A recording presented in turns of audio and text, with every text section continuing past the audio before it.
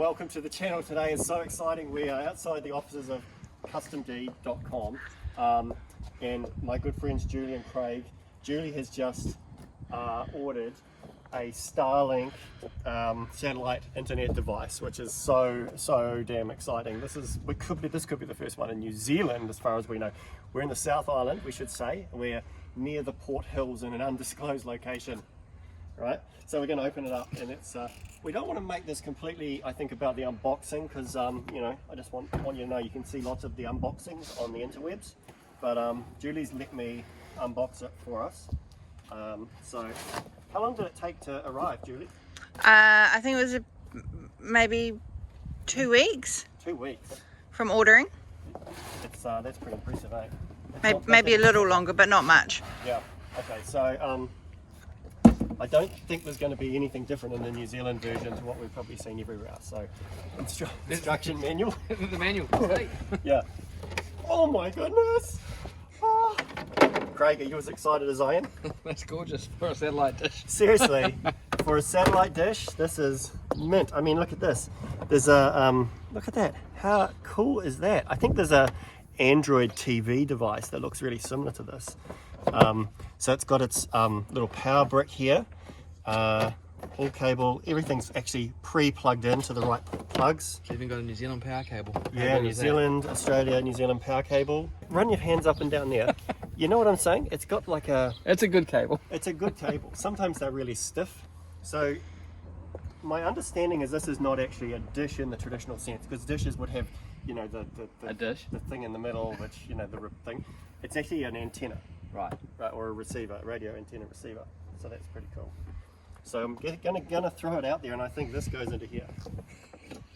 Push the little buttons. It's kind of like setting up like an umbrella, you know, like one of those umbrellas you get at the warehouse where you know. It's an exercise in home handyman practical skills. It didn't unravel nicely. Right, Elon, did you hear that? Your cable didn't unravel nicely. There was nothing to do with the operator at all. What I'm thinking, guys, is for better performance, we've got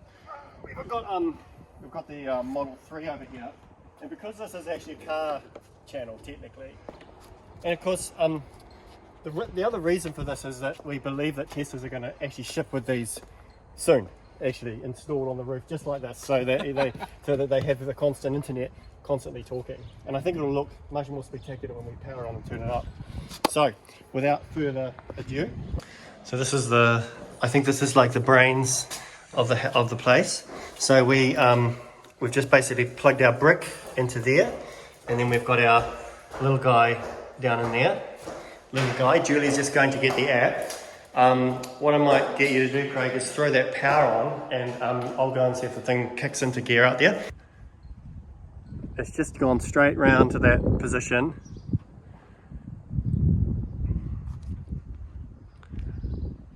Talk us through. So we're just connecting to the Starlink 27935 network, and now I need to enter Wi-Fi password, retype. Okay, so this is you setting your password for your Wi-Fi and your network name. This step. Oh, it's moving. Look.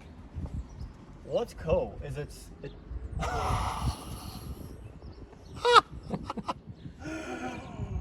Did you see that, how it rotated, and then so it literally can get to any angle, right? Oh my goodness, I can press run speed test. I can do a run speed test. Okay, you got this, Craig? Yeah. Running speed test.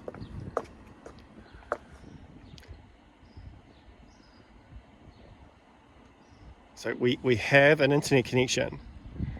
Okay, 7 megabits.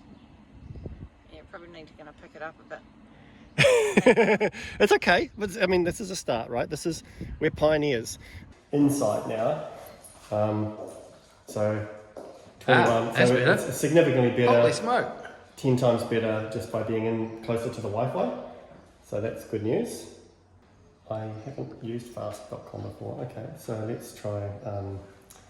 We'll do the same website again, and we'll just. Yeah, much better. Oh, okay. So let's try. We'll just go YouTube. Any YouTube channel in particular? Yes. There we go. Today Yeah. I'm in a 1974 Audi That's cool. Coupe S. I guess what the real test is going to be is like what's the sort of latency in the uplink. So if I go to speedtest.net, okay, so this is using the native speed test app, Starlink, so it's connecting to a site in Wellington. 70, that's not bad. What do you get over DSL? You don't have DSL, nothing like that. Nothing like that, okay. It's about sort of 9 or 10. Okay, 9 or 10, okay. What do you get on the farm with the farm link or the farm? About 30. 30, okay. And for uplink on the farm? About 10. Yeah, probably about 10.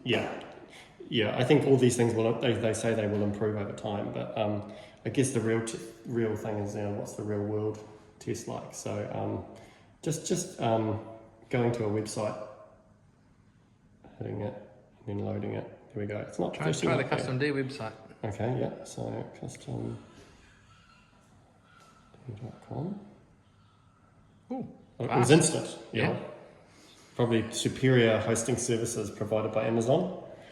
I mean, it feels good. The reality is, it feels pretty good. What we found was being in sort of a concrete building and having this little device having to go through concrete walls. The limiting factor initially was that we were too far away from the Wi-Fi signal. So I'm guessing you can put your own network into here and then have your own Wi-Fi repeater, which would be potentially better. Is probably the way you'd want to set it up. It's pretty cool for internet in the box anywhere in the world. I have to say. I think we're going to I get. could probably get that on holiday. Yeah, I think you probably could. Yeah, just take an extra bag. The satellite position is close to vertically up, isn't it? I mean, it's very slightly tilted, so which suggests to me that if you've got obstructions like we have these concrete walls, it's going to be fairly minimally problematic for you. So that's exciting. Thanks so much for showing us. Oh, you're welcome. That's so good. Thanks so much to Julie and Craig for taking time out from work to allow us to unbox their Starlink satellite service. We found that with a few repeated tests, we got different results, and I guess that's expected at this time because satellites are constantly being put into position over the coming months. But really impressed with how quick and easy it was to get up and running. We were going in probably 15 minutes and we were fooling around a bit and mucking about with our cameras and getting extension leads. So it was easy to get going.